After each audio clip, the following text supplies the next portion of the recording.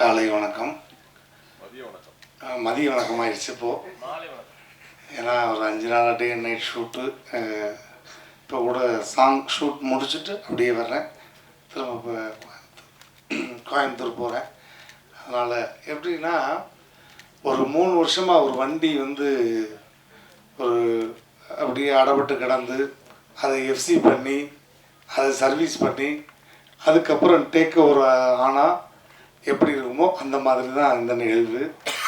So ஒரு 2 வருஷம் ரொம்ப சிக்காக இருந்து ஜாயின்டிஸில் படுத்திருந்து அதுக்கப்புறம் எனக்கு ஒரு பெரிய ஒரு லைஃப் கொடுத்ததுன்னா என்னுடைய அன்பு இயக்குனர், நான் செல்லம்மா வாத்தியார்னு கூப்பிடுவேன். இதற்கு தானே ஆசைப்பட்ட பாலகுமாரா, இந்த மாதிரி நிறைய ரௌத்ரம் நிறைய வெற்றி படங்களை கொடுத்த கூகுள் சார் சிங்கப்பூர் சலூனில் எனக்கு ஒரு பெரிய என்ட்ரி கொடுத்தாரு. அதுக்கு பிறகு நிறைய மேடைகளில் ஒரு நகைச்சுவை நாயகனாக ஓரமாக இருந்த என்ன சென்ட்ரு ஃபிகர் ஆக்கிய இயக்குனருக்கு மனமார்ந்த நன்றி. ஏன்னா அவர் வந்து கதை சொல்லும்போது முதல்ல அவர் என்கிட்ட கதை சொல்லும்போது நாங்கள் 2 பேரும் டிஸ்கஸ் பண்ணிக்கிட்டது எந்த ஹீரோவை போடலாம் அப்படின்னு தான் என்கிட்ட வந்து கேட்டார். ஆர்யா, ஜீவா, யார்கிட்ட போய் கதை சொல்லலாம் ஜி, சொல்லுங்க ஜி அப்படின்னு. ஆனால் அதே கதையை என்கிட்டையும் சொல்லி என்ன ஹீரோவாக வரணும்ப்போ எனக்கு தெரியாது. ஆனால் அதுக்கப்புறம் ஒரு பெரிய ஒரு பரிணாமத்தை கொடுத்தது வந்து இயக்குனருக்கு மனமார்ந்த நன்றி. தயாரிப்பாளர் சகோதரி பிரசாந்தினி அவங்களுடைய மனைவி, அவங்களுக்கு ரொம்ப ரொம்ப நன்றி. அதே மாதிரி என் கூட பயணித்து இந்த படத்துக்கு உறுதுணையாக இருந்த என்னை அவ்வளோ அழகாக பார்த்துக்கிட்ட மேடையில் இருக்கக்கூடிய ஒட்டுமொத்த கலைஞர்களுக்கும் மனமார்ந்த நன்றி. அண்ட் மீடியா பீப்புள், நீங்கள் இல்லைன்னா வந்து எதுவுமே சாத்தியம் கிடையாது. ஏன்னா நிறைய விஷயங்கள் உங்கள் முன்னாடி நான் இங்கே வந்து பெர்ஃபார்ம் பண்ணியிருக்கேன், பேசியிருக்கேன்.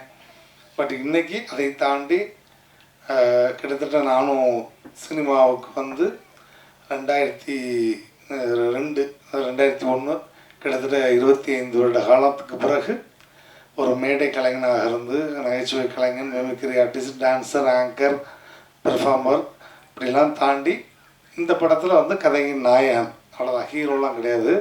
கதையின் நான் எப்போயுமே அடிக்கடி சொல்கிறது தான், நம்ம வண்டி எப்போயுமே டெல்லி கணேஷ், ஒரு வி.கே. ராமசாமி, ஒரு வெண்ணிலமூர்த்தி, இதை தான் என்னுடைய மைண்ட் தாட்டு. அதுதான், அந்த வண்டி தான் வந்து 85 வரையும் ஓடும். 85 வயசு வரை அது வாட்டுக்கு போய்கிட்டே இருக்கும், பிரச்சனையே கிடையாது. ஹீரோன்னு போயிட்டு போங்க சொன்ன மாதிரி அடுத்து நான் ஹீரோவாகத்தான் பண்ணுவேன், தலைகீழாகத்தான் குதிப்பேன் அப்படின்னா அது இந்த படத்துக்கு கதையின் நாயகன். அதனால் ரொம்ப ரொம்ப சந்தோஷம். ரெண்டாவது, நான் அப்போ இருந்த கண்டிஷனில் என்னால் ஒரு 10 நிமிஷம் வெயிலில் நிற்க முடியாது, கேர் ஆயிடுவேன். எனக்கு டயத்துக்கு அந்த மருந்து கொடுக்கணும், நாட்டு மருந்து, கஷாயம். இப்போ வரையும் அந்த மருந்து எடுத்துக்கிட்டு தான் இருக்கேன். எனக்கு கிட்டத்தட்ட ஒரு 3 வருஷம் எடுத்துக்கணும் அப்படின்னு சொன்னாங்க. இப்போ வரையும் பத்திய சாப்பாடு தான். வீட்டில் இருந்து ஷூட்டிங் போனால் கூட, ப்ரோக்ராம் போனால் கூட வீட்டிலேருந்து அந்த பழைய கஞ்சி, வெங்காயம், இதுதான் என்னுடைய சாப்பாடு. ஸோ அதை வந்து கேர் பண்ணிக்கணும் அப்படின்றப்ப ரொம்ப ரொம்ப கஷ்டம். அதை தாண்டி பொதுவாக எல்லாத்துக்கும் வந்து அப்போ எப்படி வந்து இயக்குனருக்கு வந்து மனைவி ரொம்ப சப்போர்ட்டாக இருக்காங்களோ அது மாதிரி என்னை கரம் பிடிச்சதுலேருந்து இந்த நிமிடம் வரை என்னை பத்திரமா வந்து பார்த்துக்கிட்டு, டயத்துக்கு என்ன வேணுமோ கொடுத்து, என்னை அவ்வளோ அழகாக பார்த்துக்கிட்டு, என்னை மிகப்பெரிய பெரிய ஒரு டேக் ஓவர் பண்ணி மீண்டும் மறுபடியும் ஒரு எல்லாரும் அண்ணாச்சி சொன்ன மாதிரி ரூபோஷங்கருக்கு முடிஞ்சு இனிமேல் அவ்வளோதான். நான் காதுக்கு இதை கேட்டிருக்கேன், நம்ம சினிமா வட்டாரத்தில் அடுத்து ரூபோதான் போல், அவ்வளோதான் அப்படின்லாம் பேசியிருக்காங்க. ஆனால் அதை தாண்டி மீண்டும் என்னை களம் இறக்கிய என்னுடைய மனைவிக்கு மிகப்பெரிய நன்றி இந்த மேடையில்.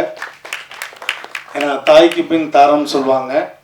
எனக்கு வந்து தாரமே ஒரு தாயாக வந்த மாதிரி இப்போ வரையும் பார்த்துக்கிட்டு இருக்கா. ஸோ ரொம்ப ரொம்ப அவளுக்கும் இந்த இடத்துல நன்றி, என் மகளுக்கும் நன்றி, மேடையில் இருக்கக்கூடிய எல்லா கலைஞர்களுக்கும் என்னுடைய மனமான நன்றி. குறிப்பாக இந்த படத்தில் இருந்து அந்த பாட்டு பாடிய ஆஸ்கார் நாயகன், மரியாதைக்குரிய கீரவாணி சார், அண்ட் ட்ரம் சிவமன் என்ன, அண்ட் மற்ற ஜிவி பிரகாஷருடைய மனைவியார், அவங்களுக்கும் என்னுடைய மனமார்ந்த நன்றி. அண்ட் இசையமைப்பாளருக்கு ரொம்ப ரொம்ப நன்றி. எனக்கெல்லாம் வந்து அந்த பாட்டுக்கு ரொமான்ஸ் பண்ணுறப்ப நான் பரிதவிச்சிட்டேன். மேடையில் நான் சும்மா வந்து பேச விட்டால் என்ன வேணாலும் பேசிடலாம். ஆனால் ரொமான்ஸுன்றது எவ்வளோ கஷ்டம்ன்றது அன்றைக்கி தான் நான் பார்த்தேன். அந்த பிள்ளையை கையை பிடிச்சி இழுத்து தூக்குறக்குள்ளே படாத பாட விட்டு போனேன். ஆனால் டைரக்டர் 4 தடவை தூக்கி இறக்கிட்டார். இல்லைங்க இப்படி தூக்குங்க, இப்படி தூக்கி சோமோஸில் இறக்குங்க ரோபாஜி அப்படின்னு. அந்த வாக்கிய வரப்புக்குள்ளே நானே கிருகிருன்னு அப்பப்போ பிபி மாத்திரை போட்டுக்கிட்டு இருக்கேன். இதில் கட்டும் வெயில், மொட்டை பாறை, இதில் ஓடி வாங்க, இதில் சறுக்கிக்கிட்டு வருவா. இப்படி பிடிங்கன்னா என்னையை பிடிக்கிறதுக்கே 2 பேர் வேணுமையா, இதில் அந்த பிள்ளைய வேற பிடிக்கணுமா அப்படின்ற அளவுக்கு. பட் அதையும் தாண்டி ரொம்ப அழகாக அந்த ஊர் மக்களுக்கு என்னுடைய மனமார்ந்த நன்றி. ஏன்னா எனக்கு வந்து அடுத்த ஹீரோவாக ஒரு பரிணாமம் அப்படின்னும்போது சங்கர்ன்ற பேருக்கு ஏற்ற மாதிரி சங்கராபுரம் அந்த ஊர் மக்கள் என்னை அவ்வளோ அழகாக பார்த்துக்கிட்டாங்க. என்னை மட்டும் இல்லை, ஹோல் டீமையுமே சாப்பாடுலேருந்து எல்லாமே அவ்வளவு அழகாக பார்த்துக்கிட்டாங்க. அந்த ஊர் மக்களுக்கு நன்றி. அதே மாதிரி நிறைய மேடைகளில் ஒருத்தருக்கு நன்றி சொல்வேன். இந்த மேடையிலையும் அவருக்கும் நான் நன்றி சொல்லி ஆகணும். ஏன்னா கலக்கப்போவது யார் அப்படிங்கிற ஒரு நிகழ்ச்சி வரும்பொழுது நான் வந்து மேடை கலைஞனா அவ்வளோ பிஸி.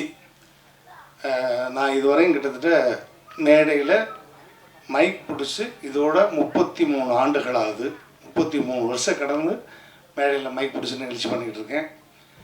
கிட்டத்தட்ட 18,000 மேடைகளுக்கு மேலே நிகழ்ச்சி பண்ணிட்டேன். அப்படி பிஸி. ஒரு நாளைக்கு 9 ஷோ 10 ஷோ பண்ண ஒரே ஆள் நானாக தான் இருப்பேன்னு நினைக்கிறேன் அப்போல்லாம். ஏன்னா 1/2 அன் ஹவருக்கு ஒரு ஸ்டேஜ். காலையில் சாயங்காலம் 6 மணிக்கு கிளம்புனா நைட்டு 2 மணிக்குள்ளே 10 ஷோ முடிச்சுட்டு வந்துடுவேன். சம்பளம் 100 ரூபா 150 ரூபா தான். ஆனால் 10 ஷோ முடிச்சுட்டு விடிய காலம் 4 மணிக்கு தான் வீட்டுக்கு வருவேன். அவ்வளோ பிஸியாக இருக்கும்போது இப்போ கலக்கப்போகுது யார் அப்படிங்கிற ஒரு நிகழ்ச்சி வந்து ஆரம்பிக்க போகிறாங்க விஜய் தொலைக்காட்சியில். அப்போ எனக்கு அண்ணன் பாஸ்கரன் பாஸ்கரன் வந்து ரொம்ப வருஷம் பழக்கம்.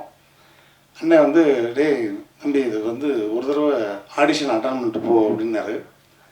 அண்ணே எதுக்குன்னு வந்தால் ஒரு எபிசோடு வருவோம் அவ்வளோதான். ஆனால் அந்த நேரத்தை விட்டுட்டா ஒரு 3 நிகழ்ச்சி பண்ணால் எனக்கு 300 ரூபா வந்துடும்ண்ணே, நான் போகிறேன்னே அப்படின்னேன். இல்லைடா ஒரு 5 நிமிஷம் ஆடிஷன் மட்டும் அட்டன் பண்ணிட்டு போன்னு கமல் சார் மாதிரி விஜயகாந்த் சார் மாதிரி பேசிட்டு மட்டும் போ, அதுக்கப்புறம் வருது வல்லவர் பார்த்துக்கலான்னு என்னை கையை பிடிச்சி தரத்தரன்னு இந்த ஸ்கூல் பிள்ளையில் கொண்டு போய் விடுற மாதிரி என்னை உள்ளே தள்ளி விட்டு ஒரு 5 நிமிஷம் பெர்ஃபார்ம் பண்ண வச்சார். அந்த 5 நிமிடம் பெர்ஃபார்மன்ஸ் தான் அதுக்கப்புறம் இன்றைக்கு இந்த மேடையில் நிற்கிற வரையும் என்னை வந்து உலகம் ஃபுல்லாக காமிச்சிருக்குன்னா அதுக்கு காரணம் பாஸ்கரனே. ரொம்ப நன்றிண்ணே. அண்ட் ஃபைட் மாஸ்டர், நமக்கு ஃபைட்டுக்கும் சம்மந்தமே கிடையாது. இருந்தாலும் ஒரே நாளில் அவ்வளோ அழகாக இவருக்கு என்ன வரும் அப்படின்றத புரிஞ்சுக்கிட்டு அவ்வளோ அழகாக கம்போஸ் பண்ணார். ஸோ ஃபைட் மாஸ்டருக்கு உங்களுடைய மனமார்ந்த நன்றி. டான்ஸ் மாஸ்டர் எல்லாருக்கும் மனமார்ந்த நன்றி. ஃபைனலாக வந்து நன்றி சொல்லணும்னா, நான் உடல் உயிர் மூச்சு எல்லாம் எப்போவுமே அண்ணன் எப்படி சொன்னாரோ அது மாதிரி தான். எங்கள் ஆண்டவர் பத்மஸ்ரீ டாக்டர் கமலுக்காக உடல் மண்ணுக்கு உயிர் கமலுக்கு அப்படி தான் நான் எப்போயுமே பேசுவேன். ஸோ ஃபஸ்ட் லுக்லேருந்து எல்லாமே ரிலீஸ் பண்ணி அவ்வளோ சப்போர்ட்டிவாக எனக்கு கேட்ட உடனே பண்ணி கொடுத்தாரு. என் மகள் கல்யாணத்துக்குமே வந்து எங்கேயோ பிரச்சாரத்தில் இருந்து எனக்காக சிரத்தை எடுத்து வந்து அந்த மேடையில் நின்று அவ்வளோ தூரம் பேசிட்டு போனார். இன்றைக்கி என் பேரனுக்கும் அவர் சொன்ன மாதிரியே அவ்வளோ அழகாக நட்சத்திரன் அப்படின்னு அவ்வளோ அழகாக பேர் வச்சு சிறப்பு பண்ணியிருக்காரு. ஸோ நான் சாகும் வரை மறக்க முடியாத ஒரு ஆஸ்தான குரு உலகநாயன் அவர்கள். அதே மாதிரி தனுஷாருக்கு எப்பயுமே நான் நன்றி சொல்லுவேன். ஏன்னா நான் வந்து சின்னத்திரையிலேருந்து வெள்ளித்திரைக்கு போகும்போது ஒரு கலைஞனுக்கு வந்து அந்த ஸ்பேஸ் கொடுக்கணும். மாறிங்கிற ஒரு படம் இல்லைன்னா எனக்கு வந்து வெள்ளித்திரையில் அதுக்கு முன்னாடிலாம் வந்து ஒரு மெமிக்ரி ஆர்டிஸ்டாக மட்டும்தான் பயன்படுத்துவாங்க. நான் நிறைய படங்களில் ஒரே ஒரு சீன் கேப்டன் மாதிரி வந்து நடிச்சுட்டு போங்க, ஒரே ஒரு சீன் நடிகர் தலை மாதிரி இருக்குது சீன் பண்ணிட்டு போங்க அப்படிம்பாங்க. ஏன்னா நமக்கான யூனிக் ஒன்றுமே இல்லையா, நம்மள்கிட்ட இருக்கே அது எப்படி சொல்கிறது அப்படின்னு தெரியாமல் தவிச்சுக்கிட்டு இருந்த காலம் போய் என்னுடைய யூனிக் பாடி லாங்குவேஜை கண்டுபிடிச்சது வந்து கூகுள் சார் தான். ஆனால் அந்த மாரி திரைப்படத்தில் பாலாஜி மோகன் அவர்கள் கூப்பிட்டு அந்த வாய்ப்பு கொடுத்தாரு. வாயை மூடி பேசுவோம் திரைப்படத்துக்கு அப்புறம் தனுஷ் சாரோட சேர்ந்து அவ்வளோ பெரிய ஸ்டாரோட நடிக்கும்போது நம்ம எவ்வளவோ விஷயங்கள் ஆன் தி ஸ்பாட்டு தான். இந்த படத்தில் வரக்கூடிய மாறி 1 மாறி 2 எல்லாமே ஆன் ஸ்பாட்டில் நான் போட்ட டைலாக் தான். அதை எதையுமே வந்து டப்பிங்லையும் அப்படியே பேசியிருக்காங்க. எதையுமே கரெக்ஷன் பண்ணவே வேண்டாம். அவ்வளோ அழகாக அந்த ஸ்பேஸ் கொடுத்து என் லைஃப்லேயும் முக்கியமான சில உதவிகளும் பண்ணிய தனுஷ் சார், அவரை வந்து மறந்தேன்னு சொன்னால் அன்றைக்கி மதியம் உணவு கூட எனக்கு கிடைக்காது. அந்த இடத்துல தனுஷ் சார் வச்சுருக்கேன். ஏன்னா அந்த படத்தில் நடிக்கும்போதே நான் உங்கள் கூட இவ்வளோ அழகாக ஜெல்லாரன்னா அதுக்கு காரணம் அவருடைய செல்லப்பிள்ளை தான். எப்படி கமல் சாருக்கு செல்லப்பிள்ளையோ அது மாதிரி தனுஷ் சாருக்கு நான் ரொம்ப செல்லப்பிள்ளை. உங்கள்கிட்ட நான் இவ்வளோ தூரம் ஜெல்லாகிறதுக்கு காரணம் என்ன தெரியுமா சார்? என்னுடைய ராசி தான் சார் அப்படின்னு இருக்கேன். என்ன ராசி அப்படின்னு, தனுஷ் ராசி அப்படின்னாரு. தனுஷ் ராசின்னு சொன்னேன். ஸோ அந்த மாதிரி எனக்கு ரொம்ப மிகப்பெரிய ஒரு சிச்சுவேஷனில் மிகப்பெரிய உதவி செஞ்சு இன்றைக்கி நான் வந்து ஹாப்பியாக இருக்கேன்னு அது காரணம் தனுஷ் சார் அவர்கள். அவருக்கு எப்பயுமே நன்றி. அண்ட் இந்த படம் வந்து மே 9 வருது. நாங்கள் வந்து ஆஸ்காருக்கு படம் பண்ணலை, ஆடியன்ஸுக்கு தான் படம் பண்ணியிருக்கோம். அதனால் இந்த மாதிரி கதை உலகத்திலே இல்லை அப்படிலாம் நான் சொல்ல மாட்டேன். வந்தால் நல்ல ஜாலியாக ஒரு என்டர்டெயின்மெண்ட்டாக ஃபேமிலியோடு சிரித்து சந்தோஷமாக போகக்கூடிய ஒரு அற்புதமான படம். தொடர்ந்து நான் வந்து காமெடியனாக தான் நடிப்பேன், கேரக்டர் ரோல் தான் நடிப்பேன். இந்த மாதிரி கதையின் நாயகனாக இருக்கும் பட்சத்தில் வேணால் நடிக்கலாமே ஒழிய நான் எப்பையும் என்கிட்ட நிறைய முறை கேட்டிருக்காங்க, நீங்கள் எப்போ ஹீரோ ஆவாங்க எப்போ ஹீரோ ஆவாங்கன்னு. நான் எப்பயுமே மக்கள் மனசில் ஹீரோவாகி பல வருஷமாச்சு. ஸோ அவங்கள லைவாக நான் நிறைய 10,000 பேர் 5,000 பேர் 1,00,000 பேருக்கு முன்னாடியெல்லாம் பெர்ஃபார்ம் பண்ணுவேன். அதனால் நான் மக்கள் மனசில் எப்பயுமே ஹீரோ தான். அதனால் தனித்துவமாக ஒரு படம் எனக்கு தேவையில்லை. நம்ம எப்பயுமே ஒரு நகைச்சுவையாளர், எல்லாருக்கும் பிடிச்ச ஒரு கலைஞனாக இருக்கணும் அப்படின்னு தான். ஸோ தொடர்ந்து நகைச்சுவையாகவே நிறைய படங்கள் எடுத்து பண்ணணும். மீடியா பீப்பிள் நிறைய நிகழ்வில் நீங்கள் வந்து மிகப்பெரிய சப்போர்ட்டிவாக இருந்திருக்கீங்க. கண்டிப்பாக ஒரு சின்ன திரைப்படம் தான், பட் இருந்தாலும் இது பெரிய லெவலில் மக்கள்கிட்ட கொண்டு போய் சேர்க்க வேண்டியது தொலைக்காட்சி ஊடக பத்திரிகை நண்பர்கள். நீங்கள் ஆஹா ஓஹோ பிரமாதம் இந்த மாதிரி ஒரு கதை நாங்கள் பார்த்ததே இல்லை அப்படிலாம் எழுத வேண்டாம். படம் நல்லா இருக்குது, போனால் இந்த வெயிலுக்கு கொஞ்சம் நேரம் ரிலாக்ஸாக பார்க்கலாம். ஏன்னா வெயிலுக்கு லவ் பண்ணுற பொண்ணுங்களை போட்டு ஏதாவது தேட்டருக்கு போவோம். அந்த மாதிரி எங்களுக்கு ஒரு 50 பேர் ஒதுங்கினா போதும். டெய்லி ஒரு ஷோக்கு 50 பேர் ஒதுங்கினா அவங்களுக்கான படம் வந்து ஒரு பேட்டியில் வந்து விஜய் அவர்களை பற்றி பேசியிருந்தீங்க. இப்போ என்னடானா படத்தில் ஒரு விஷயம் ஒன்று பேசணுன்றதுக்காக அவர் வந்து சார் அவருக்கு போட்டியாலாம் நான்லாம் வர முடியுமா சார்? அவரை பத்தி பேசினாதான் அப்படிலாம் கிடையாது சார். அதெல்லாம் கிடையாது. ஆல்ரெடி அவரை பத்தி பேசியே நிறைய பேர் பெரிய ஆள் ஆயிட்டு இருக்காங்க. அப்படிலாம் கிடையாது. அந்த மாதிரி நான் ஆல்ரெடி பெரிய ஆள் தான் சார். 6 அடி 3 சென்டிமீட்டர் இருக்கேன் சார். 106 கிலோ இருக்கேன் சார். நான் ஆல்ரெடி அவரோட வெயிட் அவரோட ஹைட்டு சார். அதாவது அவர் மிகச்சிறந்த நடிகர், மாற்று கருத்தே கிடையாது. ஏன்னா 92லேருந்து இன்னைய வரைக்கும் வந்து தமிழ் சினிமாவில் ஒரு முக்கியமான ஒரு உச்ச நட்சத்திரம். அப்படிலாம் கிடையாது. எனக்கு உள்ள வருத்தம், எங்களுக்கு உள்ள வருத்தம் என்னன்னா, அவரை வந்து அடையாளப்படுத்தியது எங்களுடைய புரட்சி கலைஞர் கேப்டன் செந்தூரபாண்டி படத்துல. அதாவது 100வது படம் கேப்டன் பிரபாகரன், அவருடைய 101 102வது படமும் செந்தூரபாண்டி. செந்தூரபாண்டியில வாய்ப்பு கொடுத்ததுக்கு அப்புறம் தான் பட்டி தொட்டி எல்லாம் விஜய் சார் வந்து தெரிஞ்சார். எங்களுக்குள்ள ஒரு ஏக்கம், அது ஒவ்வொருடைய கேப்டனுடைய ரசிகர்களுக்கும் தொண்டர்களுக்கும் உள்ள ஏக்கம் என்னன்னா, தலைவர் அவர்கள் உடல்நிலை சரியில்லாத போது வந்து பார்க்கல அப்படிங்கிற வருத்தம் தான் எங்களுக்குலாம். எங்களுக்கு அவர் வந்து போட்டியே கிடையாது. கேப்டன் அவர்களே வந்து உடல்நிலை சரியில்லாத போது அவர் வந்து பார்த்துருக்கணும். ஏன்னா அந்த படத்துல பாத்தீங்கன்னா செந்தூரபாண்டியில கேப்டன் அவர்கள் சும்மா இருப்பாரு, விஜய் சார் வந்து ஆக்ஷன் பண்ணுவார், ஃபைட் பண்ணுவார். அந்த ஒரு பெருந்தன்மை எந்த ஹீரோக்குமே வராது. 100 படத்துக்கு மேல அவர் நடிச்சு 100வது படம் சூப்பர் ஹிட்டு கேப்டன் பிரபாகரன். அடுத்த படத்தில் வந்து சும்மா உட்காந்துட்டு ஃபைட் பண்ண வைக்கிறாருன்னா அது எவ்வளோ பெரிய விஷயம். எங்களுக்கு வந்து விஜய் சார் அது ஒரு சின்ன வருத்தம் தான். இப்போ எங்கள் அந்நியார் கூட வந்து எங்கள் விஜய் சாரை பற்றிலாம் எதுவும் பேசாதீங்கன்னு எனக்கு வந்து கூப்பிட்டு நேரடியாகவே அட்வைஸ் பண்ணாங்க. எங்களுக்கு இருந்தாலும் மனசு கேட்கல, கேப்டன் அவர்களை வந்து பார்க்கலையே அப்படிங்கிற ஒரு ஏக்கம் தான் தவிர மற்றபடி விஜய் சாரை வந்து அவங்க அண்டர் எஸ்டிமேட்டே பண்ண முடியாது. ஏன்னு கேட்டிங்கன்னா இன்னைக்கு ஒரு ரசிகர் கூட்டத்தையே வச்சுக்கிட்டு இருக்கிறாரு அவர். நேற்று கூட நீங்கள் கண் கூட பார்த்துருப்பீங்களா, ஏர்போர்ட்டில் துப்பாக்கி எடுத்துலாம் மிரட்டுறாங்கல்ல. நீங்கள் இதை நான் உண்மையை சொன்னால் உங்களுக்கு கோவம் வந்துடும். எந்த தலைவராவது போகும்போது இந்த மாதிரி துப்பாக்கி எடுத்து காட்டியிருக்காங்களா? இல்ல கேப்டன் வந்து எத்தனையோ இடத்துக்கு போயிருக்கிறாரு. அவரெல்லாம் இப்படியா வந்து கத்திய துப்பாக்கிலாம் எடுத்து காட்டிட்டு இருந்தாங்க கூட போனவங்க. இல்ல வேற தலைவர்கள் அம்மையார் ஜெயலலிதா போகும்போதோ, டாக்டர் கலைஞர் அவர்கள் போகும்போதோ, இல்ல வேற தலைவர்கள் போகும்போதோ இந்த மாதிரி காட்டினாங்களா? நம்ம இப்பதானே நேரடியா பாக்குறோம். அதுதான் எங்களுக்கு வருத்தமா இருக்கு. அந்த கலாச்சாரம் எங்களுக்கு வந்து கஷ்டமா இருக்கு. ஏன்னா நாங்க வந்து எப்போதுமே கேப்டன் வழியில வந்தவங்க. வெட்டு ஒண்ணு துண்டு ரெண்டு, உண்மையா பேசுவோம், ஸ்ட்ராங்கா பேசுவோம். கேப்டன் ஏன் பயப்படுறீங்க, உண்மையை பேசுங்க அப்படின்னு தான் சொல்லுவாரு. நாங்க அதைத்தான் வந்து நாங்க அது வந்து சொல்றோமே தவிர எங்களுக்கும் அவருக்கும் போட்டியே கிடையாது. அவர் மிகப்பெரிய ஒரு நடிகருங்க. இந்த இடத்துக்கு அவர் வந்திருக்காருன்னா அதெல்லாம் சாதாரண விஷயம் கிடையாது. அவருடைய உழைப்பு, எத்தனை ஃபேன்ஸ் இன்னைக்கு வந்து தமிழ்நாடு, ஆந்திரா, கர்நாடகா, கேரளா 4 ஸ்டேட்ல எவ்வளவு ஃபேன்ஸ் அவர் வச்சுட்டு இருக்கிறார். நாம் போய் அவருக்கு போட்டியா சொன்னோம்னா அதெல்லாம் வந்து ரொம்ப அபத்தமான விஷயம். ஏன்னா நானும் அவர் கூட ஒரு 7 படம் நடிச்சிருக்கிறேன். ஸோ வந்து அவரை வந்து நம்ம வந்து போட்டிலாம் நாங்கள் ஏற்றுக்க முடியாது. அது வந்து கேள்வியே வந்து ரொம்ப இதாக இருக்கு. பட் எங்களுக்கு வருத்தமாக தான் கேப்டனை வந்து அவர் சந்திக்க வரலையே அப்படிங்கிற ஒரு வருத்தமாக தவிர வேற எதுவுமே கிடையாது. சார் ரோபோ சார் பொதுவாக விக்ரம் சாரோட